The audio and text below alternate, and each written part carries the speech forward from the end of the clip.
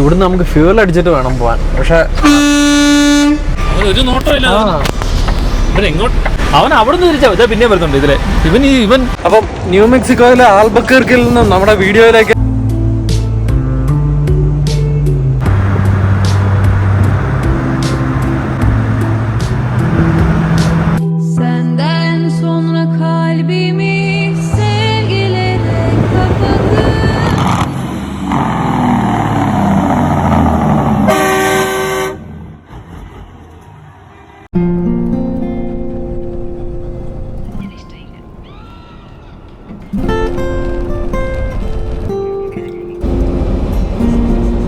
നാട്ടില് നിറയെ മഴ വെള്ളപ്പൊക്കമൊക്കെ ആണല്ലോ. അതെ ഞങ്ങളുടെ അവിടെ എല്ലാം വെള്ളമാണ്. നമുക്ക് കുറെ പേര് സിദ്ധാർത്ഥ് എന്നൊക്കെ പറഞ്ഞ നമ്മുടെ വീഡിയോസ് സ്ഥിരം കണ്ട നമുക്ക് മെസ്സേജ് അയക്കുന്ന ആൾക്കാരുണ്ട്, കോട്ടയംകാരാ. അപ്പം ബ്രോ ഒക്കെ മെസ്സേജ് അയച്ചിട്ടുണ്ടായിരുന്നു ഈരാറ്റുപേട്ട കണ്ട ഏറ്റവും വലിയ വെള്ളപ്പൊക്ക. അത്രയും വെള്ളപ്പൊക്കം അതിന് മുമ്പ് വന്നിട്ടില്ല. ടൗണിൽ കൂടെ കവർ ചെയ്തേ മറ്റേ സാധനം അവിടെ പാലത്തിന്റെ ഒക്കെ മുട്ടി ഒന്ന് പോയി എന്നൊക്കെ ഉള്ളതല്ലാതെ. നമ്മുടെ അവിടെയൊക്കെ ഓക്കെ ആണോ? ഞങ്ങളുടെ വീട് ഇരിക്കുന്നതിന്റെ ഇങ്ങനെ ഒരു അപ്പില് ഇങ്ങനെ താഴോട്ടും ഇങ്ങനെയാ. അതിന്റെ രണ്ട് താഴെ ഭാഗത്തും വെള്ളമാണ്. അതായത് പനച്ചിപ്പാറ എന്ന് പറഞ്ഞ ടൗൺ ഉണ്ട്, പിന്നെ ഈരാറ്റോടെ ഭാഗമായിട്ട് ഇങ്ങനെ വരുന്ന മറ്റക്കാട് എന്നൊക്കെ പറയുന്ന സ്ഥലം. അപ്പൊ അവിടുന്ന് അവിടെ എല്ലാം വെള്ളമാണ്. അതുപോലെ പൂഞ്ഞാറ് പണ്ട് KSRTCയുടെ ഒരു ഇത് വന്ന് ഓർക്കുന്നുണ്ടോ? കഴിഞ്ഞ വർഷം 2 വർഷം കണ്ട് മുമ്പ് മറ്റേ ഡ്രൈവർ വെള്ളത്തിലോട്ട് ഇങ്ങനെ കയറ്റി അവിടെ എല്ലാം നന്നായിട്ട് വെള്ളമാണ്. അപ്പം പൂഞ്ഞാറിന്റെ അവിടുന്ന് ഒരു കുറച്ച് ഏകദേശം ഞങ്ങളുടെ വീടിന്റെ അവിടുന്ന് ഒരു 2 കിലോമീറ്റർ ആണ്. 2 കിലോമീറ്റർ 3 കിലോമീറ്റർ കഴിഞ്ഞ ആളെയാണ് ഈ പയ്യാനിത്തോട്ടം എന്ന് പറയുന്നത്. ഇച്ചിരി ചില്ലേരിയ തുടങ്ങുന്ന ഏരിയ. അവിടെയാണ് മറ്റേ ഉരുളൊക്കെ പൊട്ടിയിട്ട് ഒരു വീടും ഒരു പുള്ളിക്കാരത്തെയും അതിന്റെ മകനും മരിച്ചത്. ആ വീട് കംപ്ലീറ്റ് പോയി. വീടില്ല അവിടെ. വീടിന്റെ അങ്ങോട്ട് ഉരുള് പൊട്ടി മുകളിൽ വന്നിട്ട് വീടും എനിക്ക് മഴ പെയ്ത് പണ്ടാരാണ്ട് പറഞ്ഞാൽ മേഘവിസ്ഫോടനോ അങ്ങനത്തെ ഒരു സെറ്റപ്പ്. അതായത് രാത്രിയിലായിരുന്നു. അപ്പൊ രാത്രിയിലായിരുന്നപ്പോ ഇത് ചുരുങ്ങിയ സമയം കൊണ്ട് പെട്ടെന്ന് അതായത് വെള്ളം ശക്തമായ മഴ പെയ്തു. സാധാരണ വെച്ചാൽ ഇങ്ങനെ മഴ പെയ്ത് ചാറി നിന്ന് കഴിയുമ്പം നമുക്ക് അവിടെ ഉള്ളവരൊക്കെ പറയും ഇത് ഏത് കരയിൽ ഉരുള് പൊട്ടാൻ ചാൻസ് ഉണ്ട്, അങ്ങനെയൊക്കെ ഒരു ഇതുണ്ടല്ലോ. ഇത് അതിനുള്ള ഇതൊന്നും സമയം കിട്ടിയില്ല. സാധാരണ മഴ അത്രയും മഴയൊന്നും പെയ്തിട്ടില്ല, പ്രതീക്ഷിക്കുന്നില്ല. കാരണം മഴ കുറവല്ലായിരുന്നു. ഈ പ്രാവശ്യം മഴ കുറവല്ലായിരുന്നു, മഴ പെയ്തില്ല. അപ്പൊ രാത്രി എന്നാൽ 2 മണി 2 മണി ആ സമയത്തായി സംഭവം. പടയെന്ന് വന്നു, പടയെന്ന് വെള്ളം കയറി. എന്റെ ദൈവമേ, അമ്മയും മോനും അല്ലേ? എനിക്ക് അപ്പം വേറെ അടുത്ത വേറെ എന്തോ നമ്മള് കഴിഞ്ഞ ദിവസം പറഞ്ഞ പോലെ അടുത്ത നിമിഷം സംഭവിക്കണ എന്നാന്ന് തമ്പുരാന് മാത്രം അറിയാവുള്ളൂ അല്ലേ? പെട്ടെന്നൊരു ആലോചിച്ചേ. ഇപ്പൊ ഇവിടെ തന്നെ ഇന്നാള് പണ്ട് ബാരിയിലാന്ന് തോന്നുന്നു ഈ ടൊർണാഡോ പോലെ വന്നു. ഒരു സ്ട്രീറ്റ് അതിലെ 1 സൈഡ് കംപ്ലീറ്റ് വീടിന്റെ റൂഫൊക്കെ പറന്നു പോയിട്ട് തൊട്ടിപ്പുറത്തേക്ക് തൊട്ട് ഓപ്പോസിറ്റ് ഉള്ള വീടിനൊന്നും ഒരു കുഴപ്പമില്ല. ഒരു നിര അങ്ങ് പോയി. അതാ മറ്റേ ഞാൻ ഇതുപോലെ തന്നെ അത് തന്നെ നമ്മൾ പറഞ്ഞില്ല കേട്ടോ. നമ്മൾ നോക്കുമ്പോൾ ഇവിടെ വരുമ്പോൾ ഇടയ്ക്കിടയ്ക്ക് മഴ പെയ്യും. അപ്പൊ അതുപോലെ ഞായറാഴ്ച ദിവസം തോന്നുന്നു, ഞായറാഴ്ചയാണ് ശനിയാഴ്ച രാത്രി കൂട്ടി അങ്ങനെ കണ്ട. അപ്പോൾ നമ്മൾ മറ്റേ സെന്റ് ലൂയിസിലേക്ക് മറ്റേ ഇറക്കം ഇറങ്ങിയല്ലേ പോകുന്നത്, മിസൂരിയിൽ ആ ഇറക്കം ഉണ്ടല്ലോ. എനിക്കൊന്ന് ഒരു 100 എന്നൊക്കെ പറഞ്ഞുകൊണ്ട് ഒരു എക്സിറ്റ് ഉണ്ടല്ലോ. ആ ഭാഗമായപ്പോൾ മെയിൻ റോഡെല്ലാം ക്ലോസ് ചെയ്തു. അപ്പൊ പൊതുവെ മഴ ചെറുതായിട്ട് ചാറുന്നുണ്ട്. അപ്പൊ പൊതുവെ വണ്ടികളൊക്കെ കുറവാണ്, കാരണം വീക്കെൻഡ് ആണല്ലോ. നമ്മളിങ്ങനെ വന്ന് കഴിയുമ്പോൾ തന്നെ റോഡ് ക്ലോസ്. ആ 100 എന്ന് പറഞ്ഞ എക്സിറ്റ് എടുത്തിട്ട് ഏതോ ചെറിയ വഴി കൂടെ എല്ലാം നമ്മൾ കയറി ഈ 70 കിട്ടത്തക്ക രീതിയിൽ അങ്ങനെ മാറി. അപ്പം ചില റോഡിൽ ചെന്നപ്പോൾ അവിടെ ക്ലോസാ. ഇങ്ങനെ റോഡ് അതിന് നമുക്കിത് സംഭവം ഒന്നും അറിയത്തില്ല. നമ്മളിതിപ്പോ റോഡ് ഇങ്ങനെ അത് ക്ലോസ് ആകുമ്പോൾ ഇപ്പുറത്തെ വഴി കൂടെ ചാടി സംഭവം ഇങ്ങനെയല്ലേ 70 ചെന്നു. അടുത്തിട്ട് 70 ചെന്നു. നമ്മൾ ഓർക്കുന്നത് ഇത് കൺസ്ട്രക്ഷൻ ഇങ്ങനെ പല പരിപാടി ഉണ്ടല്ലോ. ഇവർ ഈ ഞായറാഴ്ച ദിവസങ്ങളൊക്കെ കംപ്ലീറ്റ് അടച്ചിരുന്നു വരും. അതിന് പറഞ്ഞ ഒരു അരമണിക്കൂർ കഴിഞ്ഞാൽ ആയില്ല, ഒരു 15 മിനിറ്റ് കണ്ട് കഴിഞ്ഞപ്പോൾ കമ്പനിയിൽ നിന്ന് വിളിച്ചു. അപ്പൊ സാധാരണ ഇങ്ങനെ വീക്കെൻഡ് കമ്പനിയിൽ നിന്നൊന്നും വിളി വരുന്നല്ലേ. രാത്രിയിലൊക്കെ വൈകുന്നേരം വിളിക്കേണ്ട കാര്യമില്ലല്ലോ. വൈകുന്നേരം വൈകുന്നേരം അല്ല, ഒരു മോർണിംഗ് എന്ന് പറഞ്ഞാൽ 4 മണി 3 മണി ആ റേഞ്ചില് കമ്പനിയിൽ നിന്ന് വിളിക്കേണ്ട കാര്യമില്ല, വിളിക്കാറുമില്ല. അപ്പൊ ഇങ്ങനെ വിളിച്ചു. എന്നിട്ട് കമ്പനിയിൽ ആരുമില്ല. അപ്പം അവിടുത്തെ സ്റ്റാഫ് വീട്ടിൽ നിന്ന് വിളിച്ചതാ, ജോർജ് ഇപ്പൊ എവിടെയാന്ന് ചോദിച്ചു. അപ്പോൾ ഞാൻ പറഞ്ഞു ഞാനിങ്ങനെ 70 ഹൈവേയില് ഇന്ന എക്സിറ്റ് നമ്പറിലാന്ന് പറഞ്ഞു. ആണോ, ഓക്കെ ഓക്കെ എന്ന് പറഞ്ഞു. അത് കഴിഞ്ഞപ്പോ തന്നെ ഞാൻ ഇവരെന്താ ഇപ്പൊ ഇങ്ങനെ വിളിക്കുന്നത്. അത് കഴിഞ്ഞപ്പോ പിന്നെ ഒന്നുകൂടെ തിരിച്ചു വിളിച്ചു. അപ്പൊ ഞാൻ പറഞ്ഞു എന്നാ നിങ്ങൾ എന്താ വിളിച്ചെന്ന് ചോദിച്ചു. അപ്പോൾ അതല്ല, അവിടെ സെന്റ് ലൂയിസ് മുഴുവൻ വെള്ളപ്പൊക്കം കയറി, റോഡെല്ലാം ക്ലോസ് ചെയ്ത് മണ്ണെല്ലാം കയറി അവിടെ അടിച്ചിട്ട് വേറെ ആൽഫക്കാർ വണ്ടി അവർ ക്രോസ് ചെയ്യാതെ അവിടെ പാർക്ക് ചെയ്ത് കിടക്കുക. അപ്പം ഞാൻ മാത്രം എന്നെ അപ്പോൾ ബാക്കിയുള്ളവരെയൊക്കെ വിളിച്ച് അവർ ക്രോസ് ചെയ്ത് സേഫ് ആയിട്ടൊക്കെ പാർക്ക് ചെയ്തു. അപ്പോൾ എൻ്റെ കേസം കണ്ട് വിട്ടുപോയായിരുന്നു. നമ്മുടെ വണ്ടി മൂവിങ് സേഫ് ആണോ? അപ്പൊ ഇവർ ഈ വീക്കെൻഡ് ആയതുകൊണ്ട് ഈ സ്റ്റാഫ് ഒന്നും ഇതിനെക്കുറിച്ച് അവരതിനെക്കുറിച്ച് കെയർ ചെയ്യല്ല. അങ്ങനെ പറഞ്ഞപ്പോ പുള്ളിക്കാരത്തെ എങ്ങാണ്ട് രാത്രിയിലെങ്ങാണ്ടാ ഓർത്തത് നമ്മുടെ കാര്യം. എന്നാണേലും പിറ്റേ ദിവസം വന്നു കഴിഞ്ഞപ്പോൾ തന്നെ അവിടെ ഓഫീസിൽ അവർ കമ്പ്യൂട്ടറെ കാണിച്ച് അവിടെ സെന്റ് ലൂയിസ് മുഴുവൻ ഈ മണ്ണ് കയറി, ചെളിമണ്ണ്, അതായത് അതിലെ ആ പുഴയില്ലേ മിസിസിപ്പി, അത് കവർ ചെയ്ത് സിറ്റിക്കകത്തോട്ട് കയറി. എന്നിട്ട് അവര് പിന്നെ ഇവിടെ പിന്നെ എനിക്കൊന്ന് എത്രയാ, അത് 1 വീക്ക് കൊണ്ട് ആ സിറ്റി മുഴുവൻ ക്ലീൻ ചെയ്തത്. അല്ല, സെന്റ് ലൂയിസ് നമ്മുടെ മോൺട്രിയൽ ഒരു കൺജസ്റ്റഡ് സിറ്റി ആണല്ലോ, പഴയ സിറ്റി. അതാ പറഞ്ഞ അതിന്റെ അടിഭാഗത്ത് ഇങ്ങനെ തീരെ സ്ഥലമില്ലാതെ. അതപ്പം മിസിസിപ്പി എന്ന് പറയുന്ന ആ റിവർ ഇടയ്ക്ക് ശ്രദ്ധിച്ചിട്ടുണ്ടോ? നമ്മൾ ആ മിസിസിപ്പി നിന്നൊക്കെ വെള്ളം കയറി കിടക്കുന്ന, നമ്മൾ ആ ഇടയ്ക്ക് 280 ഒക്കെ എടുക്കുമ്പോ ഇങ്ങനെ ഈ പറമ്പിക്കൂടെ ഇങ്ങനെ കയറി വെള്ളം കിടക്കുന്നതാണില്ലേ, കണ്ടല് കിടക്കുന്ന പോലെ. പിന്നെ മറ്റേ 280 എടുത്ത് കഴിയുമ്പോൾ അവിടെ മറ്റേ ആ ഒരു എയർപോർട്ടുള്ള സ്ഥലമില്ലേ, നമ്മള് മറ്റേ മറ്റേ ആ വേൾഡ് ലാർജസ്റ്റ് ട്രക്ക് സ്റ്റോപ്പ് കഴിഞ്ഞ് നമ്മളൊരു 280 എടുക്കുകയാണ്. ഇത് വേൾഡ് ലാർജസ്റ്റ് ആ 280 അവിടെ ഒരു എയർപോർട്ട് ഉണ്ടല്ലോ, കോട്സ് എയർപോർട്ടോ അങ്ങനെ. ഞാൻ ആ റൂട്ട് എടുക്കാറില്ല, ഞാൻ 80 കൂടെ തന്നെ അതിലേ പോയാൽ മതി, മറ്റേതിനേക്കാൾ എളുപ്പമാ, റാമ്പൊന്നുമില്ല. അത് പോകുമ്പോ അവിടെ ഇങ്ങനെ വെള്ളം കയറും, ഇതുപോലെ ഇങ്ങനെ വീടുകൾ. ഇന്നാളെ രാജ്യം പോയി കഴിയുമ്പോ തന്നെ റോട്ടിൽ മാത്രം വെള്ളമില്ല, ഏതാ നമ്മുടെ ഈ സൈഡിൽ റോഡ് പൊങ്ങിയിരിക്കുന്ന വലിയ പൊങ്ങിയല്ല, ഇതുപോലത്തെ ഇത്രയും കൂടി തിട്ടുണ്ട്. ആ തിട്ടിന്റെ ലെവൽ തൊട്ട് അങ്ങോട്ട് ഫുൾ ഒരേ ലെവലാണ്. ഏതാ ആ വീടുകൾ ഇരിക്കുന്ന റോഡിനേക്കാളും താന്നായിരിക്കും. അപ്പൊ അതിന്റെ ഒരു ഗരാജിന്റെ ഒക്കെ ഒരു ഹാഫ് ഉണ്ട് വെള്ളം. ആ സൈഡിൽ ഇങ്ങനെ കുറെ വീടുണ്ട്. ഞാൻ അവിടുത്തെ എല്ലാവരും ആ റൂട്ട് എടുക്കുമായിരിക്കും. അതിലെ അതും രണ്ടും ദൂരം ഒരുപോലെയാ. നേരെ 80 കൂടെ തന്നെ കിട്ടും. ഇതാകുമ്പം 80 കൂടെ എടുക്കുമ്പോ ഇങ്ങനെ റാമ്പില്ലേ, ഇതിന് റാമ്പില്ല, നമ്മൾ ആ ഒരു തിരിവേ ഉള്ളൂ.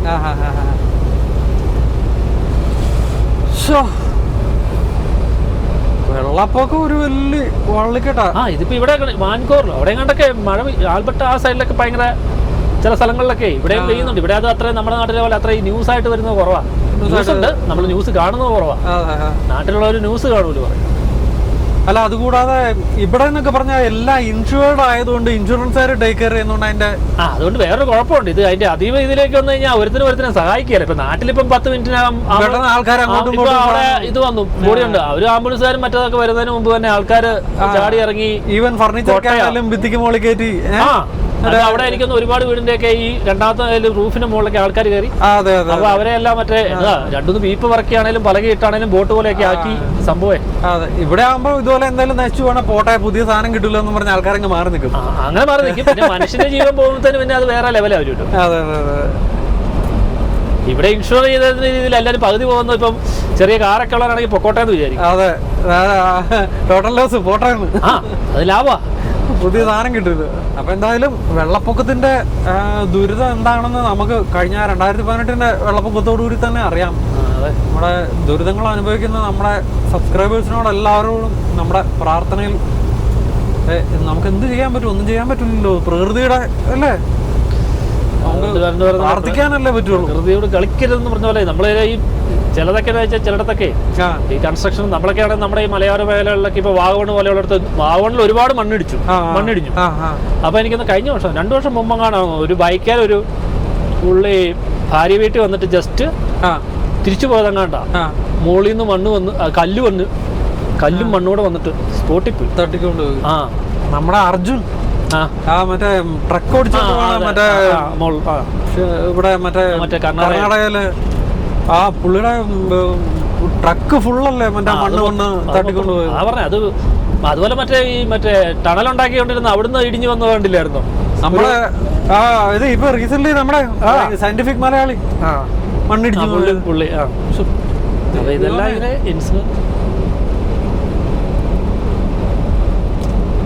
പ്രകൃതി ഒരു ഒന്നൊന്നര സാധനം തന്നെയാവും.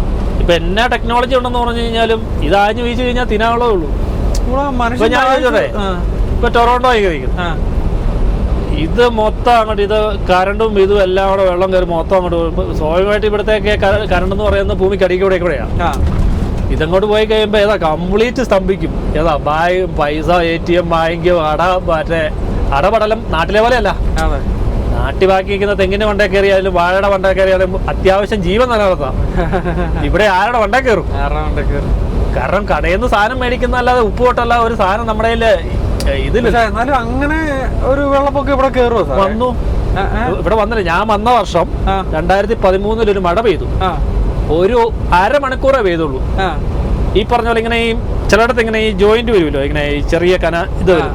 വെള്ളം കയറി വെച്ചിട്ട് 10 എനിക്ക് തോന്നുന്നു ഏകദേശം ഒരു 10 മണിക്കൂറോളം കറണ്ട് പോയി. അന്ന് ഇവിടുത്തെ പൂരം കാണണമായിരുന്നു. ഞാനൊക്കെ കൂളായിട്ട് നിന്ന്, കാരണം നമ്മളൊക്കെ നാട്ടിലേക്ക് കുത്തരിയൊക്കെ ഉണ്ടെന്ന്. ഇത് നമ്മുടെ അന്നാണ് ഞാൻ താമസിക്കുന്ന സ്ഥലത്ത് അത്ര ആൾക്കാരുണ്ടെന്ന് ഞാൻ അറിയുന്നത്. ആവശ്യത്തിന് ലോഡ് ഷെഡിങ് നമ്മൾ നോക്കി കഴിയുമ്പോ എന്നാ ഒന്ന് ഇത് കറണ്ട് പോയി കഴിഞ്ഞാൽ എന്താന്ന് വെച്ചാൽ ഉള്ള കടകൾ മുഴുവൻ അപ്പൊ അടയ്ക്കും. കാരണം ഈ ഇവിടെ കടയിൽ നിന്ന് സാധനം എടുത്തിട്ട് ഈ ഫ്രീസറിലൊക്കെ അല്ലേ, പിന്നെ ഇവര് ഈ കടയൊക്കെ തുറന്നു കഴിയുമ്പോ പിന്നെ അടുത്ത ആഴ്ച തൊട്ട് കേസുകൾ തുടങ്ങും. അതാ ഓ ഇവിടെ ഉള്ളവന്മാർ അങ്ങനെയാണല്ലോ, ആരെ ഇങ്ങനെ കൊടുത്ത് നൈസായിട്ട് പൈസ ഉണ്ടാക്കണമെന്ന് നോക്കിയാണ്. അപ്പൊ കടയിൽ നിന്ന് കിട്ടിയ സാധനത്തിന് കേടാ പറ്റാതാവെന്ന് പറഞ്ഞിട്ട് ആ സ്പോട്ടിൽ കട അടയ്ക്കും. അന്ന് ഞങ്ങളെന്ന് വെച്ചാൽ ഞങ്ങളുടെ മുകളിലുള്ള ആള് പുള്ളി ഇങ്ങനെ ഗ്രോസറി മേടിച്ചില്ല, പുള്ളിയോടെ കിടന്ന് പറക്കാൻ പറ്റും. എന്നോട് ചോദിക്കുന്നത് നീയൊക്കെ ഇങ്ങനെ ഇരിക്കുന്നതെന്ന് ചോദിച്ചു. പറഞ്ഞു നമ്മളന്നേരം ഒരു 5 കിലോ കുത്തിരിയൊക്കെ ആയിട്ടാണ് നാട്ടിൽ നിന്ന് വണ്ടി കയറും. കുത്തിരിയൊക്കെ ആയിട്ട് വന്നു. ഇപ്പൊ മഴ മാറി കഴിയുമ്പോൾ ആ മരത്തിന്റെ 2 ചുള്ളിയൊക്കെ വെച്ച് അത്യാവശ്യം വന്ന ഇച്ചിരി കഞ്ഞി പയറുകൂടാണ് പാടിയിരിക്കുന്നത്. അപ്പൊ അതാ ഞാൻ പറഞ്ഞത്, നമുക്ക് നമ്മുടെ ആൾക്കാർക്ക് കുറച്ചൊക്കെ സർവൈവ് പവർ കൂടും. നമ്മള് കഞ്ഞി കുടിച്ച് ജീവിക്കും, ഇവര് കഞ്ഞി കുടിക്കുമ്പോ കഞ്ഞിക്കകത്ത് പ്രോട്ടീൻ അല്ല ചേട്ടാ. ഇപ്പൊ ആലോചിച്ച് നോക്കി, കൊറോണ വന്ന സമയത്ത് ഈ കോസ്കോയിൽ ഇടി എന്തിനായിരുന്നു? അരിക്കും കഞ്ഞിക്കല്ല, അവർക്ക് ടിഷ്യൂലെ ഇടി ഉണ്ടായിരുന്നു. ഞാൻ പോയൊക്കെ ഇടിച്ച് മേടിച്ചിട്ടുണ്ട്. അങ്ങനെയല്ല പറഞ്ഞേ, ഒരു ഫാമിലിക്ക് ഒന്നെന്നുള്ള അങ്ങനെ ഒരു രീതിയിലൊക്കെ ആക്കിയായിരുന്നു. അപ്പൊ ഞാൻ ചോദിക്കുന്ന അത് ഇന്നാളാരോട് പറഞ്ഞു, അത് വെച്ച് തൂക്കണമെന്നുണ്ടെങ്കിൽ വയറ്റിലോട്ട് എല്ലാം പോകണ്ടേ? ആ സാധനം നമ്മൾ ആദ്യം മേടിക്കണം. പക്ഷേ ഇവിടെ ടൗണിൽ വരുന്നവർക്ക് ഈ കൊറോണ വന്നപ്പോൾ തന്നെ എന്നാ വൈഫൈയോ എങ്ങനെ അല്ല, അത് ഇതാ വെള്ളപ്പൊക്കം അന്ന് ആ ഒരു 10 മണിക്കൂർ കറണ്ട് പോയപ്പോൾ അതായത് ഫ്രിഡ്ജിലെ സാധനങ്ങൾ മുഴുവൻ കേടാവും. പിന്നെ ഗ്യാസിന്റെ മാത്രം ഉണ്ടെങ്കിൽ മാത്രമേ അങ്ങനെ പലരും ആ സമയം കഴിഞ്ഞിട്ട് ആ കറണ്ട് പോക്കലിൽ പലരും ഗ്യാസ് ആക്കിയവരുണ്ട്. അന്ന് തന്നെ പിറ്റേ ദിവസം അവിടെ ബോർഡ് വന്നു, ഗ്യാസ് ലൈൻ ഇടൂ എന്നൊക്കെ ചെറിയ ഇത് ഇടുമല്ലോ ഗ്യാസ് പൈപ്പ്മാര്. അന്നാണ് ഞാൻ അത്ര ആൾക്കാർ അവിടെ ഉള്ള കാര്യം. അന്നാണ് അല്ലേ ബാക്കിയുള്ളവരെല്ലാം ഞാൻ അന്ന് താമസിക്കുന്ന മിസ്സാൽ ഇച്ചിരി കാശുള്ളവർ താമസിക്കുന്ന ഏരിയയിലായിരുന്നു. അപ്പൊ അതിന്റെ അടി നമ്മൾ ബേസ്മെന്റില്ല. അപ്പോൾ അന്ന് നമ്മൾ കാണുമ്പോൾ അവിടെ വലിയ വീടുകൾ മാത്രമല്ല, ആൾക്കാർ അങ്ങനെ കൂട്ടമായിട്ട് നിൽക്കുന്നു ഒന്നുമില്ല. എല്ലാം ഇങ്ങനെ നിങ്ങൾ പറഞ്ഞ പോഷ കാറൊക്കെ ഇങ്ങനെ ഗരാജിൽ നിന്ന് നേരെ ഇറങ്ങി പോകുന്ന കാണാം, അങ്ങനെ കാണത്തുള്ളൂ. ആൾക്കാരെ പുറത്ത് കാണത്തില്ല. കാരണം ഞാൻ അന്നേരം ചോദിക്കാതെ ഇത്രയും വലിയ വീടിലൊക്കെ ഈ മനുഷ്യന്മാരില്ല, പിന്നെ എന്തിനാ ഇതൊക്കെ എന്നൊക്കെ ചോദിച്ചിട്ട് ഈ സംഭവം വന്നു കഴിഞ്ഞപ്പോഴാണ് പെരുന്നാളിന്റെ ആള് പോലെ എല്ലാവരും ഇറങ്ങി. ആർക്ക് സർവൈവ് ചെയ്യാൻ അറിയത്തില്ല, കാരണം പെരക്കകത്ത് ഒന്നുമില്ല, കാരണം ഭക്ഷണം ഇല്ല. കാരണം ഭക്ഷണം എയർ കണ്ടീഷൻ വർക്ക് ചെയ്യുന്നില്ല. എയർ കണ്ടീഷൻ വേണ്ട, അന്ന് മഴയായിരുന്നു കൂട്ടിക്കോ. ബാക്കി ഇവര് മെയിൻ എല്ലാവർക്കും വിഷയം ഭക്ഷണത്തിന്റെ കാര്യത്തില്ല. കാരണം ഫ്രിഡ്ജിലിരിക്കുന്ന സാധനം ചൂടാക്കിയാണ് ഇവര് കഴിക്കുന്നത്. അപ്പൊ അതിനുള്ള സ്റ്റോക്ക് ഇല്ല. ഇപ്പൊ എന്റെ ഓണർ പാകിസ്ഥാൻകാരനായിട്ട് പോലും പുള്ളി വർഷങ്ങൾക്ക് മുമ്പ് വന്ന് പുള്ളി എന്നിട്ട് എന്നോട് ചോദിക്കും നീ അപ്പൊ ഞാൻ പറഞ്ഞു I have a rice and പോടാ നിന്നോടൊന്നും പറഞ്ഞിട്ട് കാര്യമില്ല എന്നൊക്കെ പറഞ്ഞ രീതിയിലാ പാകിസ്ഥാൻകാരൻ. എന്നിട്ട് എന്നിട്ട് അവസാനം പുള്ളി ഓടി വരുവാ, അയ്യോ ക്യാൻറ്റീൻ ഉണ്ടോ, ഒരു ക്യാൻറ്റീനിലെങ്കിലും ഉണ്ടോന്ന് ചോദിച്ചു. അപ്പൊ നമ്മള് നാട്ടിൽ നിന്ന് വരുമ്പോ ഈ ക്യാൻറ്റീനും തീപ്പെട്ടിയും ഒന്നുമില്ലാലും പ്രാർത്ഥിക്കാൻ നേരത്ത് കുരിശിറക്കാൻ നേരത്ത് കത്തിക്കണ ക്യാൻറ്റീൻ നമ്മുടെ കയ്യിലുണ്ട്. ക്യാൻറ്റീനും തീപ്പെട്ടിയൊക്കെ നമ്മുടെ കയ്യിലുണ്ടെന്ന്. ഇപ്പൊ നമ്മൾ വിചാരിക്കുന്നത് ഇതിനെ മാത്രം തന്നെ ആയിരിക്കുന്നേ. അത് അന്ന് നാട്ടിലൊക്കെ ലോഡ് ഷെഡിങ് ഒക്കെ ഉള്ള സമയവും നമുക്ക് വല്ല ഇതുപോലെ വിഷയമാണ്. ഇതിലും വലിയ ഇടി വെട്ടി മഴ പെയ്ത് കരണ്ടും പോയി 3-4 ദിവസം കറണ്ട് ഇല്ലാലും നമ്മള് പിടിച്ചിരിക്കുന്നു. ഒരു കുഴപ്പമില്ല. അപ്പൊ അങ്ങനെ ഈവൻ മലയാളികളെപ്പോലും ഞാൻ പറഞ്ഞത് നമ്മുടെ ബന്ധുക്കാർ അവരാരും വിളിച്ചു, അയ്യോ എന്നോടൊക്കെ നമുക്കൊരു വിഷയമില്ല, നമുക്കൊരു വിഷയമില്ല. അന്ന് വൈകുന്നേരം വെച്ചാല് ഞാൻ ഈ സൈക്കിളിലായിരുന്നു ഒന്ന് ജോലിക്ക് വെക്കുന്നു. ഇങ്ങനെ ഇറക്കത്തോടെ സൈക്കിള് വെള്ളത്തിൽ കൂടെ ഇങ്ങനെ അടിച്ചാ നമ്മള് വരുന്നത്. അതാ അപ്പൊ ഈ അടിച്ചു വരുമ്പോ ഈ ചെറിയ തോട് പോലെ ഉള്ളിടത്ത് റോഡ് വന്ന് നിൽക്കുമ്പോൾ അവിടെ നിന്ന് വെള്ളം കയറി റോട്ടിലോട്ട് വെള്ളം കയറി. പക്ഷെ അപ്പൊ ഈ വെള്ളത്തിന്റെ ആഴം നമുക്ക് അറിയത്തില്ല. അപ്പൊ ഞാൻ ഈ സൈക്കിളെ ഇങ്ങോട്ട് വീട്ടിങ് വരുകയും ഈ വെള്ളത്തിന് ആഴം കൂടുന്നതനുസരിച്ച് ബലം കൂടി നമ്മൾ മറിയും, വണ്ടി സ്റ്റോപ്പായി മാറി. എന്നിട്ട് കാറുകാരല്ല ഇതുപോലെ തന്നെ അടിച്ചു വന്ന് കയറി പോവാന്ന് ഇവന്മാര് വിചാരിച്ചിട്ടുണ്ടെങ്കിൽ ആ വരുന്നവും വെള്ളത്തിൽ സ്റ്റക്കായി. അതായത് വെള്ളത്തിന് ഫോഴ്സ് കൊണ്ട് കാറിന്റെ ബോണത്തിന്റെ അകത്തെല്ലാം വെള്ളം കയറി. നമ്മളെ KSRTC വന്ന പോലെ. എന്നിട്ട് അവസാനം ഞാനൊരു കാറുകാരൻ അവന്റെ ഇത് ഓഫായി പോയില്ല. അപ്പൊ ഞാൻ പറഞ്ഞു ഓഫ് ആക്കല് ചവിട്ടി. എന്നിട്ട് ഞാൻ അവനോട് വന്നിട്ട് അതൊരു ഇന്ത്യക്കാരനായിരുന്നു, തള്ളി അത് മണ്ടയെ കെറ്റി. എന്നിട്ട് അവൻ പറഞ്ഞു താങ്ക് യു ബ്രദർ എന്നൊക്കെ പറഞ്ഞു. കാരണം അല്ല അവിടുന്ന് വെള്ളം അടിച്ച് വണ്ടി പോയി. അങ്ങനെ ഒരു സംഭവം ഉണ്ടായി. പക്ഷെ അത് ഇന്നത്തെ ഇപ്പൊ ഞാൻ ചോദിച്ചാൽ നമ്മൾ വന്ന സമയത്ത് ഇവിടെ ചാറ്റൽ മഴയുള്ളായിരുന്നു. ഇപ്പൊ ഈ കഴിഞ്ഞ ദിവസം നമ്മളിവിടെ കണ്ട പോലത്തെ മഴ ഇപ്പൊ ടൊറോട്ടോയിൽ കണ്ടില്ലേ, നിർത്താതെ ഇടിയും വെട്ടി കഴിഞ്ഞ ആഴ്ചയല്ലായിരുന്നു, കഴിഞ്ഞ മുന്നേ ആഴ്ച അമ്മട്ട മഴ പെയ്തു. അതൊരു 2 മണിക്കൂർ നിന്നാ തീരും. കാരണം എന്നാ വെച്ചാൽ ഇവിടുത്തെ ഈ ചെളിയാ ശരിക്കും. ഈ മണ്ണ് നമ്മുടെ നാട്ടിലത്തെ പോലെ മണ്ണല്ല ഇവിടെ. ഇത് അവരങ്ങനെ ആക്കിയെടുക്കുന്നതാ. ഏതാ നന്നായിട്ട് ഇപ്പൊ കൃഷിക്കൊക്കെ കുറെ മണ്ണ് മാറ്റി കളഞ്ഞിട്ട് ഇവര് എക്കല് പോലത്തെ വേറെ സാധനം നല്ല മണ്ണുകളൊക്കെ ഇട്ടിട്ടാണ് ഇവര് കൃഷിക്ക് അനുയോജ്യം. അല്ലാത്തുള്ളടത്ത് പോയാൽ ഭയങ്കര ചെളിയാ. ചെളി പോലത്തെ ഈ പശപ്പ് കൂടി സത്യ. അതായത് വെള്ളം വന്നു കഴിയുമ്പോഴത്തേക്ക് പിന്നെ വെള്ളം ഇങ്ങനെ അവിടെ പശ പോലെ കിടക്കുന്ന രീതിയാ. മനസ്സിലായില്ലേ? അതെ അതെ അതെ. പിന്നെ വെള്ളം താഴുകയില്ല. അതായത് ഒന്നെന്ന് പറയുന്നത് ഇതിന്റെ അകത്തല്ല ഈ നമ്മൾ ഫുട്ബോളൊക്കെ കളിക്കാൻ പോകുന്ന ഗ്രൗണ്ടിലെ വെള്ളം വന്ന് മഴ പെയ്ത് കഴിയുമ്പോഴത്തേക്ക് ഇങ്ങനെ കെട്ടിക്കിടക്കും. അപ്പൊ നമ്മൾ ബോളൊക്കെ പോയി എടുക്കാൻ പോകുമ്പോഴത്തേക്ക് നമ്മൾ കാലിങ്ങനെ, എന്നാ ഇത് ഉണങ്ങി കഴിയുമ്പോഴത്തേക്ക് നല്ല അടിപൊളി അതാവും. അന്നേരം ഉറക്കും നല്ല സെറ്റ് ആവും. അങ്ങനെ ഒരു വിഷയമുണ്ട് ഇവിടെ. ഈ പരന്ന് കിടക്കുന്നതുകൊണ്ട് വെള്ളം മൂവ് ചെയ്യാനുള്ള ഒരു പരിധി കഴിഞ്ഞാൽ മൂവ് ചെയ്യാൻ അവിടെ കിടക്കും.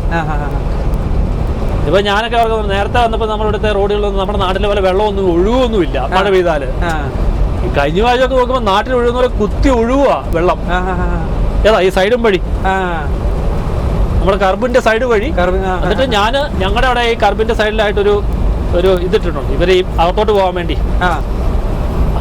ഗ്രില്ല് പോലെ മാൻഹോള്. അപ്പം സാധാരണ രീതിയിൽ നമ്മളൊന്നും ചെയ്യാറില്ല, എല്ലാം തന്നെ പോകും. ഞാൻ ആ മഴ കഴിഞ്ഞ് നോക്കുമ്പോൾ അത് മാൻഹോളിന്റെ ഇപ്പുറം തൊട്ടും ഒരു 2-2.5 ചാക്ക് മണല് ഞാൻ തൂമ്പായിക്ക് വലിച്ചു.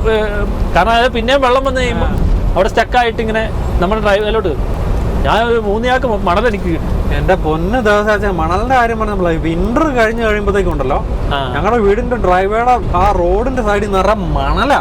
റോഡുമാർ എനിക്കൊന്ന് ഉപ്പിന്റെ അകത്ത് മണലിട്ടിട്ട് ഈ ഉപ്പ് അങ്ങ് മെൽറ്റായി പോവേ.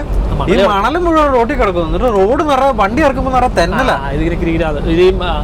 എന്നിട്ട് അവസാനം ഞാനും കെട്ടികളും കൂടെ ഒരു വലിയ ചൂലും ബ്രഷും ഒക്കെ എടുത്ത് ഞങ്ങള് ഇതിന്റെ ഏതാണ്ട് ഒരു വലിയ വീപ്പ നിറയുണ്ട് മണല്.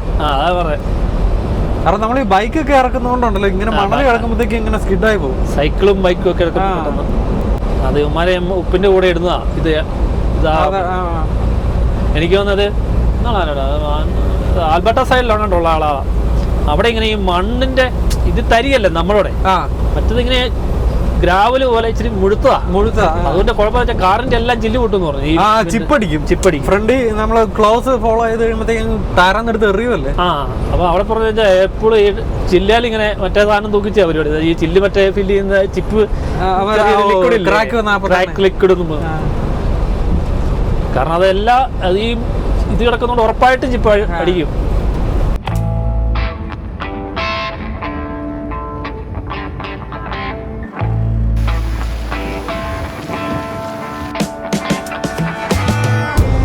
അല്ല ഇവിടുത്തെ നമ്മൾ ഈ ചെറിയ പുഴ കാണാൻ പോലെ, ചെറിയ പുഴ തോട് പോലെ ഉള്ളതായി.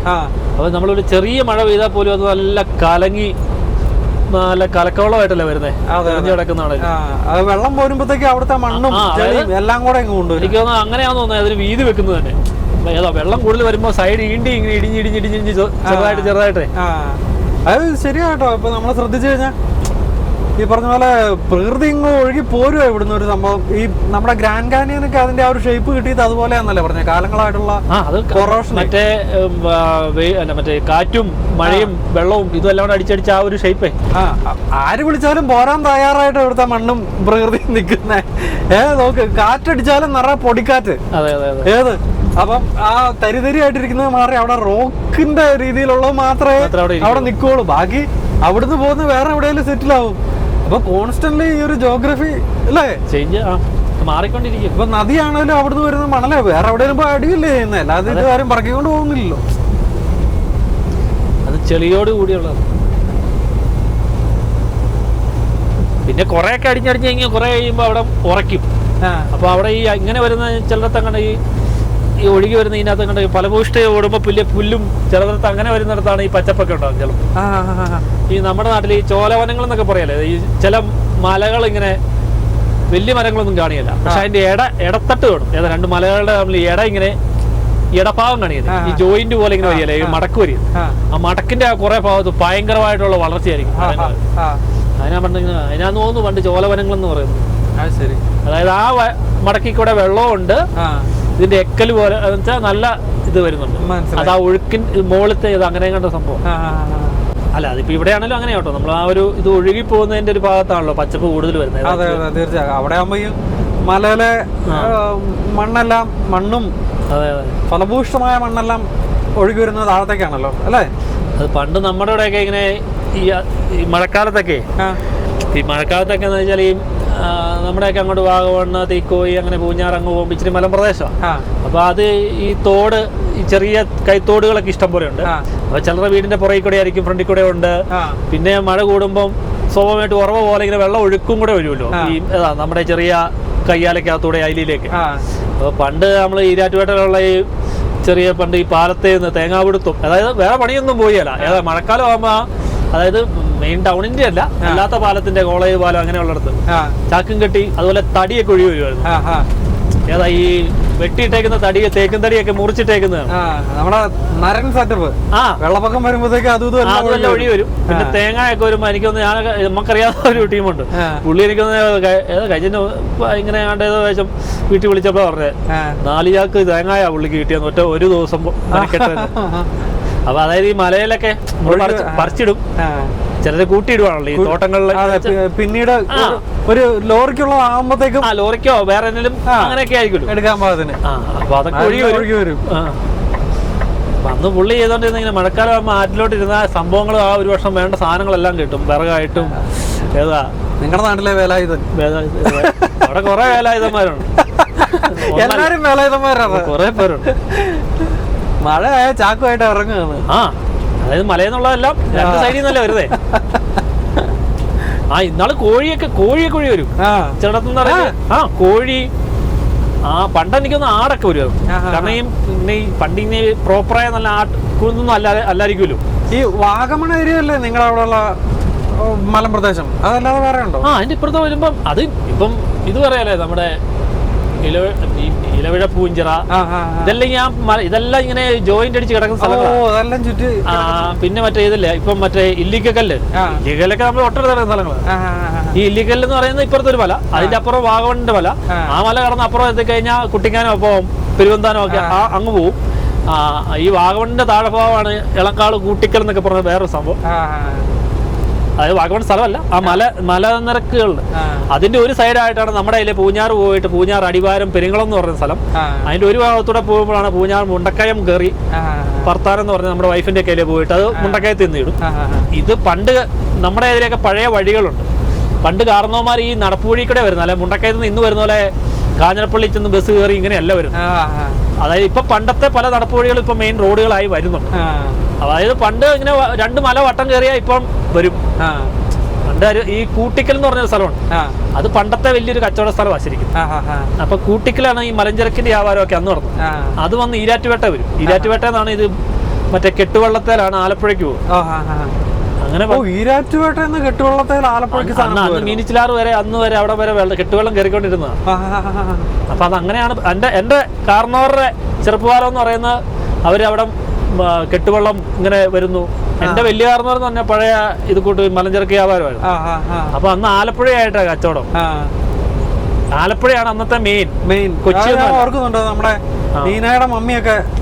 ഞങ്ങളുടെ മമ്മിയൊക്കെ ഇങ്ങനെ പറയുന്നതൊക്കെ, ഞങ്ങളുടെ വീടിന്റെ മുമ്പിൽ ഇതുപോലെ തോടുണ്ട്. അപ്പം അവർക്കും ഈ പറഞ്ഞ പോലെ കൃഷിയും പാടമൊക്കെ ഉണ്ടായിരുന്നപ്പോഴത്തേക്കും കച്ചവടം നടത്തിക്കൊണ്ടിരുന്ന മറ്റേ കെട്ടുവെള്ളത്തിന്റെ ഈ പറഞ്ഞ പോലെ വീട് ആലപ്പുഴയ്ക്ക് ഉണ്ടോ? അതായത് പണ്ട് ഈ അരി സാധനങ്ങൾ ഇന്നിപ്പോ ട്രക്കൊക്കെ അല്ലേ, പണ്ട് ആലപ്പുഴയിൽ നിന്ന് നെല്ലും അരി എല്ലാം കൂടെ ഈ കെട്ടുവെള്ളത്താലാണ് കയറി ഈരാറ്റുപേട്ട വരും. തിരിച്ചു പോകുമ്പോൾ ഇവിടുത്തെ കുരുമുളക് മലഞ്ചരക്കുമായിട്ട് തിരിച്ചു പോകും. ആലപ്പുഴയിൽ നിന്ന് മെയിൻ കച്ചവടങ്ങളൊക്കെ അന്ന് നമ്മുടെ കാരണവരൊക്കെ പറയുന്നു അന്ന് ഈരാറ്റുപേട്ട 2 പാലമുണ്ട്, ആ പാലം ഇല്ല അന്ന്. ഇപ്പൊ അവിടെ എല്ലാം ബിൽഡിംഗ് ആയി.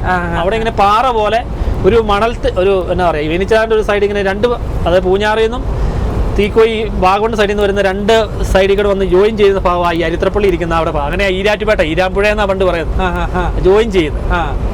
അപ്പോ അവിടെയാണ് ഇപ്പോൾ ഒരു ചെക്ക് ഡാം നെടുന്നകളെ കെട്ടിയിട്ടുണ്ട്. അപ്പൊ ആ ഭാഗം പണ്ട് ഇങ്ങനെ നല്ല ഒരു സൈഡിൽ ഇങ്ങനെ നമ്മള് ലേക്ക് മറ്റേ ബീച്ച് പോലെയായിരുന്നു പറഞ്ഞത്. അതായത് മണലിൽ ഇങ്ങനെ കിടന്നിട്ട് കച്ചവടങ്ങളും ഈ അരിത്ര പെരുന്നാൾ അങ്ങനെയുള്ള ഇങ്ങനത്തെ സീസണിലൊക്കെ വരുന്ന കഴിയുമ്പോൾ അവിടെ ഈ കച്ചവടങ്ങളൊക്കെ വരുന്നത് അന്നത്തെ കാലത്തെ ഈ എന്താ പറയാ അന്നത്തെ കാലത്തെ ഫാൻസി കച്ചവടങ്ങളൊക്കെ വരുന്നു അങ്ങനെ ആയത്.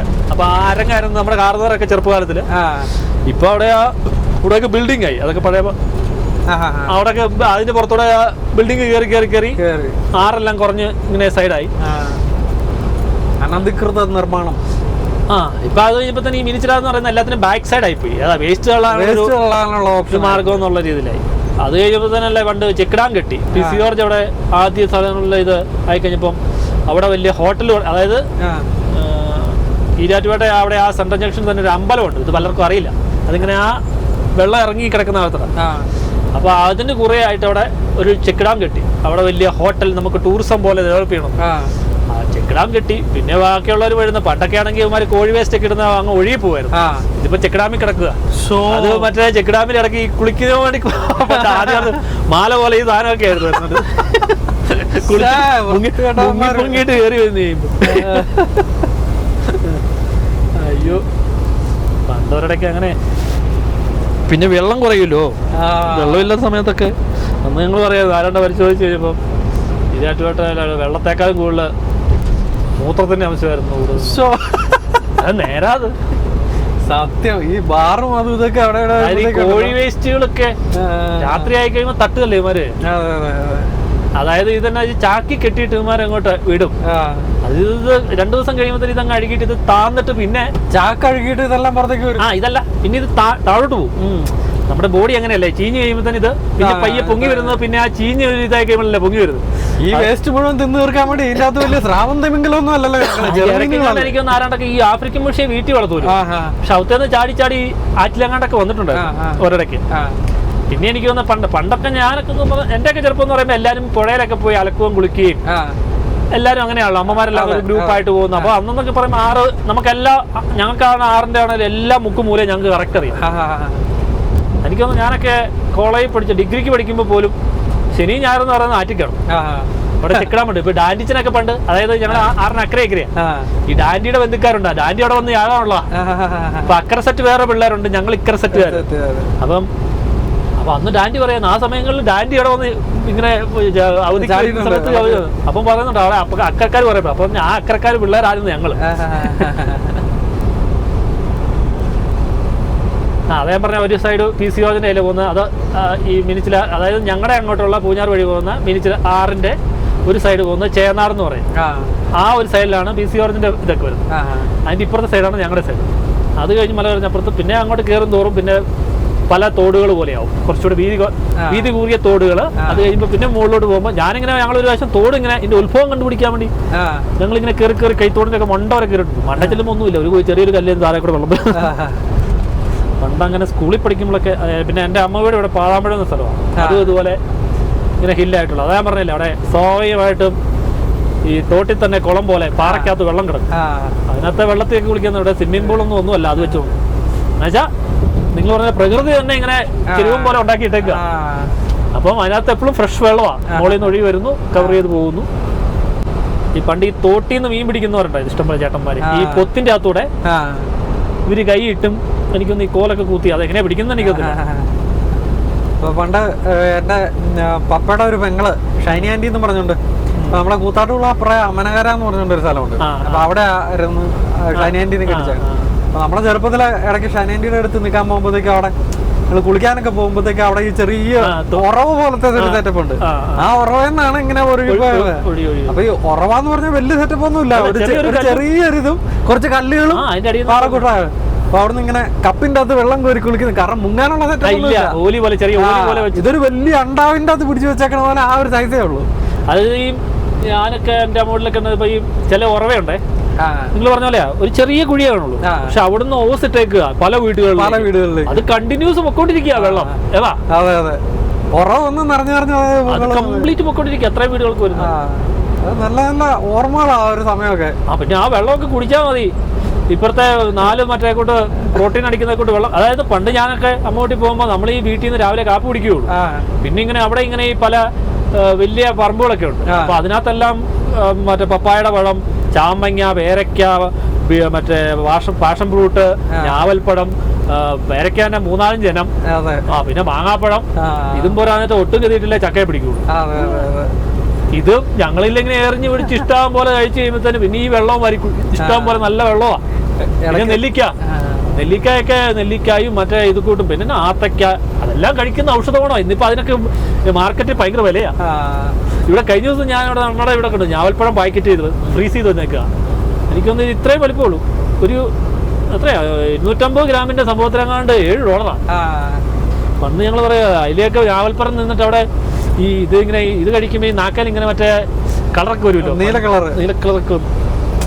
അതിപ്പോ ഇടയ്ക്ക് ഞങ്ങൾ ഈ പിക്നിക്കിനൊക്കെ പോകാൻ നേരത്ത് നമുക്ക് എവിടെയെങ്കിലും പോകുമ്പോ പിങ്കി മോനൊക്കെ രസമാണല്ലോ. നമ്മള് സ്നാക്സ് പാക്ക് ചെയ്ത് പിക്നിക്കിന് പോകാൻ പപ്പ എന്നൊക്കെ പറഞ്ഞു വർത്താനം പറയുമ്പോഴത്തേക്കും പപ്പയുടെ ഒക്കെ ചെറുപ്പത്തിൽ പിക്നിക്കിന് പോയിരുന്നത്. ഞങ്ങൾ ഇന്നും പിക്നിക് അല്ലേ. മറ്റേ ഞങ്ങളവിടെ എത്തപ്പാൻ ചേട്ടൻ എന്ന് പറഞ്ഞൊരു ചേട്ടനുണ്ട്. അപ്പൊ അവരുടെ പറയും വലിയൊരു പേരമരവും ഒക്കെ ഉണ്ട്. അപ്പൊ ഈ പേരക്കും ചാമ്പങ്ങയൊക്കെ ഇഷ്ടം പോലെ ഇതാണല്ലോ ചാമ്പമരത്തിനൊക്കെ. അപ്പം എല്ലാരും കൂടെ കയറി മരത്തിന്റെ മുകളിൽ കയറിയിരുന്ന വർത്താനം പറയുന്നു. ചാമ്പക്ക പറിച്ച് തിന്നുന്നു, ഇത് ജാതിക്ക പറിച്ച് തിന്നുന്നു, പേരക്ക പറിച്ച് തിന്നുന്നു. Full picnic. പണ്ട് ഫുള്ള് പിക്നിക്. അതിപ്പോ ഞാൻ നമ്മുടെ മൂത്തവനെയും കൊണ്ട് പോയി. മൂത്തവന് നാട് ഇഷ്ടമാണ്. അപ്പൊ അവൻ നോക്കുമ്പോ പുഴ. അപ്പൊ അവനെ കൊണ്ട് ഞാൻ പറഞ്ഞില്ല അൻപിന്റെ കല്യാണത്തിന് മറ്റേ ഞങ്ങള് കണ്ണൂര് പോയെന്ന് പറഞ്ഞില്ല. കണ്ണൂര് പോകുമ്പോ അവിടെ നല്ല അവര് ഈ കർണാടകയുടെ ആയിട്ട് അത്ര ചേർന്നല്ല, പക്ഷെ അവിടെ നല്ല നമ്മുടെ നാട് പോലെ അതിനേക്കാളും കുറെ കൂടെ അവരങ്ങനെ ആ സെറ്റപ്പ് ആക്കിയിട്ടുണ്ട്. ഇരുട്ടി ഏരിയല്ലേ? ഇരുട്ടി വരെ പോണ്ട. ഇത് മറ്റേ ഈ ആലക്കോട്. അപ്പൊ അവിടെ നല്ല പുഴയും ഇതും. അപ്പം പിന്നെ ബന്ധുക്കാരും ഉണ്ട്. അപ്പൊ നമ്മളൊക്കെ ഇങ്ങനെ പോകുമ്പോൾ ഒന്നും ഉണ്ടാക്കുന്നല്ലേ. അതിൽ ഇന്നിവിടെ കപ്പയോ എന്നാ അപ്പുറത്തെ പോയി നോക്കട്ടെ. എല്ലാം ഇങ്ങനെ അടുത്തടുത്ത വീടുകളാണ്. അപ്പൊ നമുക്ക് ഇഷ്ടപ്പെട്ട സാധനങ്ങൾ കഴിക്കാം. പിന്നെ അയിലയൊക്കെ നോക്കാം, എല്ലാം വെറൈറ്റി ആയിട്ടുള്ള. പിന്നെ ഈ അവിടെ തന്നെ ഈ കണ്ടൽക്കാട് പോലത്തെ സംഭവമുണ്ട്. നമ്മുടെ അവിടെ ഇല്ലാത്തൊരു സാധനമാണ് കണ്ടല്. ഈ ആറുണ്ട്. ആറിങ്ങനെ പോകുന്നതിന്റെ ആറിന് നടുക്ക് ഇങ്ങനെ നമുക്ക് മറ്റേ ഇവിടെ ഈ നമ്മളിപ്പം ക്യാമ്പിന് നിങ്ങൾ പോകുന്നുള്ള ഞങ്ങൾ അവിടെ പോയി തീയൊക്കെ ഉണ്ടാക്കിയിട്ട് അതിന്റെ ഒരു സുഖം വേറെ ലെവലാ. ആറിന്റെ നടുക്കെന്ന് പറഞ്ഞാൽ മറ്റേ കരയുണ്ടോ? ആറിനടുക്ക് ഇങ്ങനെ ചെറിയ ചെറിയ കരകൾ അവത്തൽ ഇങ്ങനെ കണ്ടൽക്കാടല്ല, പക്ഷെ അതുപോലെ ഇരിക്കുന്ന കണക്ട് ചെയ്ത് പോകുന്ന കുട്ടി ആലിന്റെ ടൈപ്പ് സൈസ് മരങ്ങളുണ്ട്. അതിന്റെ അവിടെ എന്ന് പറഞ്ഞാൽ എന്നാ സൂപ്പറാന്നറിയോ. എന്നിട്ട് ഞങ്ങള് തീയൊക്കെ കത്തിച്ച് കല്ലൊക്കെ കൂട്ടി, പിന്നെ അങ്കിൾമാരൊക്കെ ഉണ്ടെണ്ണൊക്കെ അടിക്കുന്ന മരത്തൊക്കെ അടിച്ചിട്ട് പുഴയിൽ ചാടുന്നു, കേറുന്നു. പിന്നെ ചിലര് മീൻ പിടിക്കുന്ന ഫുഡൊക്കെ അതൊരു ഒന്നാന്തര സംഭവമാണ്. അപ്പൊ അത് മറ്റേ എന്നാ അതിൻ്റെ ഒരു പേരൊക്കെ ഉണ്ട്. അപ്പൊ അവിടെ തന്നെ പുഴയിലൊക്കെ കയറി ചാടി. അപ്പൊ നമ്മുടെ ചെറുപ്പകാലം എന്ന് പറയുമ്പോ അത് വേറൊരു ഇതാ. ഇന്നിപ്പോ അത് ലക്ഷറീസാ ശരിക്കും. അന്നത്തെ അത് ഇന്നിപ്പോ അല്ല, അങ്ങനെയല്ലേ പറഞ്ഞേ. അന്ന് നമ്മൾ അനുഭവിച്ച ആ സംഭവം ഇന്നത്തെ പിള്ളേർക്ക് കൊടുക്കണമെങ്കിൽ കാശ് കുറെ ഇറക്കിയാലേ അത്രയും സെറ്റപ്പ് കാണാൻ പറ്റും. ഇന്നിപ്പോ ഇവിടെ ചില അങ്ങനെയൊക്കെ കാണണമെങ്കിൽ മറ്റേ കുമരകം ലേക്ക് റിസോർട്ടിലൊക്കെ ചെന്ന് കഴിഞ്ഞാൽ കുമരകം ലേക്ക് റിസോർട്ടാണ് അവിടെ മറ്റേ ചായ ആയിട്ട് അമ്മിച്ചൊക്കെ വരുന്ന ആ പാവമൊക്കെ അവര് പഴയ പടിയൊക്കെ അങ്ങനെ ആക്കിയിട്ടേ അല്ലെ പറഞ്ഞ കാശ് കൊടുത്ത് കാണേണ്ട ഗതികേടാന്ന് പറയാ. മറ്റേത് നമ്മളൊക്കെ ആണെങ്കിൽ നിങ്ങൾ പറഞ്ഞ പോലെ കാപ്പിയേലും ഞങ്ങളവിടെ ഒരു 4-5 സെറ്റ് ഉണ്ട്. രാവിലെ 8 മണിയാകുമ്പോൾ ഭക്ഷണം കഴിച്ചിട്ട് ഒരു വിസിലടി ഉണ്ട്. വിസിലടിയാലാണ് പിന്നെ എല്ലാത്തിനെയും കക്ഷത്തിൽ ഓരോ മടലും കാണും. എപ്പോഴാണ് ക്രിക്കറ്റ് കളിക്കാന്നുള്ള രീതിയിലാണ് മടല്. എന്റെ മമ്മിയൊക്കെയാണ് എന്റെ ക്രിക്കറ്റ് എനിക്കൊന്ന് എന്റെ ക്രിക്കറ്റ് മടൽ വെച്ച് തന്നെ കഞ്ഞി ഉണ്ടാക്കിയിട്ടുണ്ട്.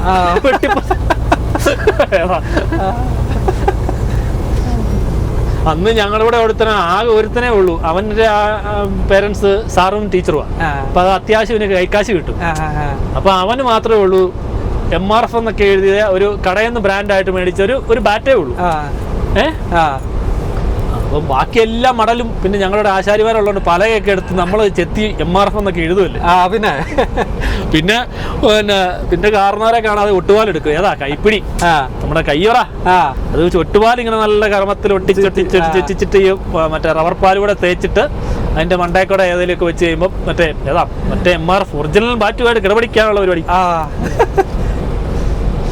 ഞങ്ങളുടെ വീട്ടിൽ വന്നു കഴിഞ്ഞാൽ ഒരിടയ്ക്ക് മമ്മി പറയുന്നത് തെങ്ങിന്റെ മടലുണ്ടോ കത്തിക്കാൻ വെച്ചേക്കുന്നത് എല്ലാവരും ഡിസ്കോ പോലെ ഇരിക്കുന്നത്. എല്ലാം മാറ്റി നമ്മളെ പിടിക്കാൻ അടിക്കണം.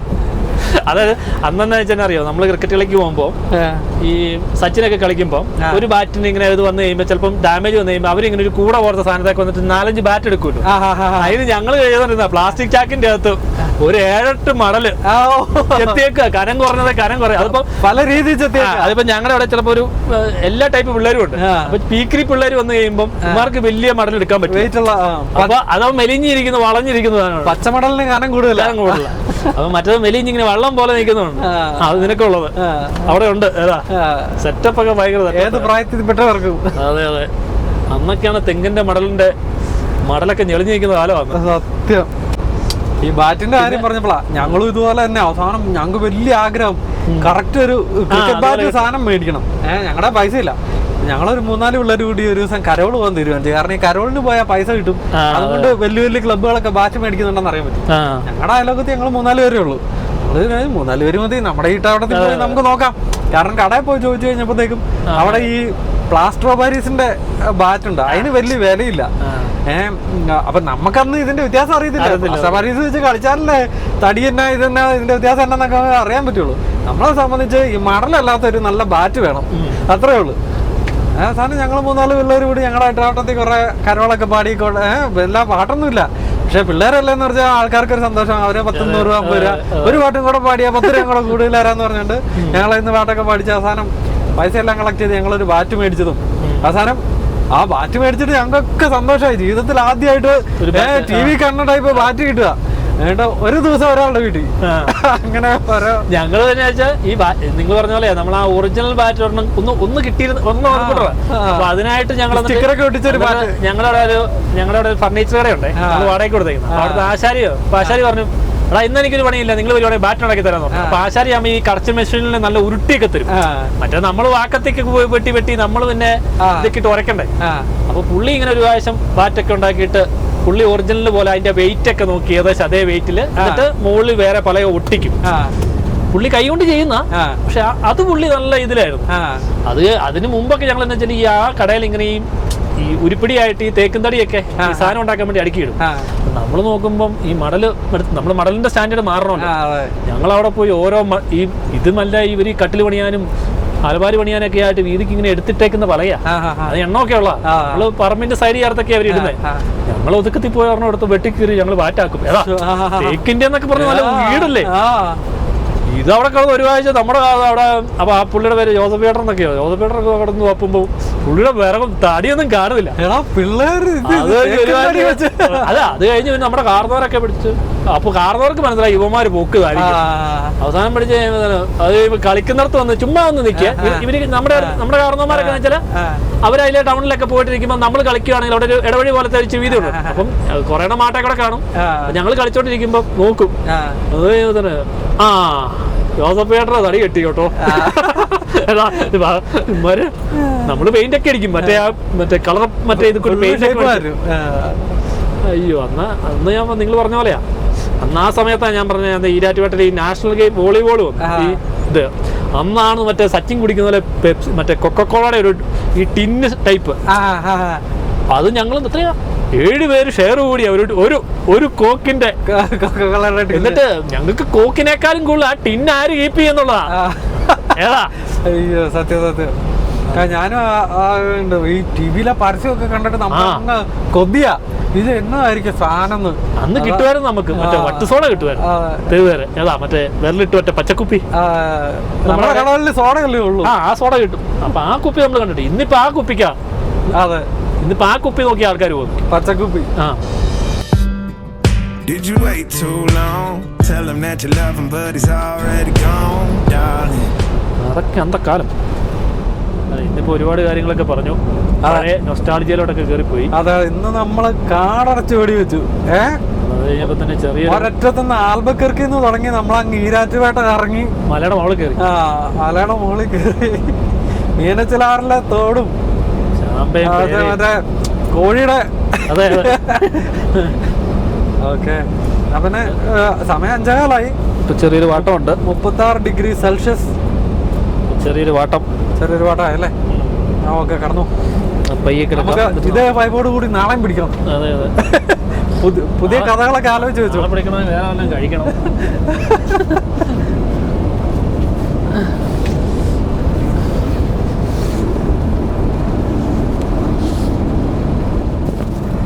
അപ്പോൾ എന്തായാലും നമ്മുടെ ദേവസ്യാച്ചൻ കിടക്കാൻ പോയി. നമ്മൾ വേണ്ട ന്യൂ മെക്സിക്കോയിലൂടെ വണ്ടി ഓടിച്ചുകൊണ്ടിരിക്കുന്നത്. ഇനി അധിക ദൂരമൊന്നുമില്ല, ഇനി കുറച്ചുകൂടെ ന്യൂ മെക്സിക്കോയിലൂടെ ഓടിക്കാനുള്ളൂ. എന്നിട്ട് പിന്നെ നമ്മൾ നേരെ ടെക്സാസ് കയറും. ടെക്സാസിൽ നിന്ന് Oklahoma, Missouri, Illinois, Indiana, Michigan, ഒൻറ്റാറിയോ. ദൈവം അനുഗ്രഹിച്ച വേറെ പ്രശ്നങ്ങളൊന്നും പറ്റിയില്ലെന്നുണ്ടെങ്കിൽ നാളെ രാത്രിയോടുകൂടി നമ്മൾ തിരിച്ച് ഒൻറ്റാറിയോയിലെത്തും. അപ്പോൾ ഇന്നത്തെ വീഡിയോ നമുക്ക് ആവശ്യത്തിന് നല്ല നീട്ടത്തിലായെന്ന് തോന്നുന്നു. ഞാൻ എന്തായാലും സാധാരണ ഇതിൽ ഞങ്ങളിങ്ങനെ വർത്തമാനം പറഞ്ഞൊക്കെ ലാഗ് അടിക്കുമെന്ന് ഓർത്തിട്ട് കുറേയൊക്കെ കട്ട് ചെയ്ത് അങ്ങനെയുള്ള കാര്യങ്ങളാണ് വെക്കുന്നത്. ഇതെന്തായാലും കട്ട് ചെയ്യാൻ തീരുമാനിച്ചിട്ടില്ല. കുറച്ച് രസമുള്ള കാര്യങ്ങളാണെന്നും തോന്നുന്നു. നിങ്ങൾക്ക് ഇഷ്ടപ്പെടുന്നുണ്ടോ ഇല്ലയോ എന്നുള്ളത് നിങ്ങളൊന്ന് അടിയിൽ കമൻറ്റ് ചെയ്യണേ. അങ്ങനെയാണെന്നുണ്ടെങ്കിൽ നമുക്ക് ഈ അൺകട്ട് വേർഷനായിട്ട് കുറച്ച് ലെങ്തി വീഡിയോസ് ഇതുപോലെ വിശേഷങ്ങൾ പറഞ്ഞൊക്കെ ഇടാം. ഓക്കെ, അപ്പോൾ എന്തായാലും തൽക്കാലം നമ്മുടെ വീഡിയോയുടെ വൈൻഡപ്പ് ചെയ്യാം. മറ്റൊരു വീഡിയോ ആയിട്ട് നമുക്ക് നാളെ വീണ്ടും കാണാം. അതുവരേക്കും എല്ലാവർക്കും by. Well, I saddled up my shoes, headed out at dawn. Yeah, I saddled up my shoes, headed out at dawn. Ain't no place gonna hold me when the road keeps rolling on.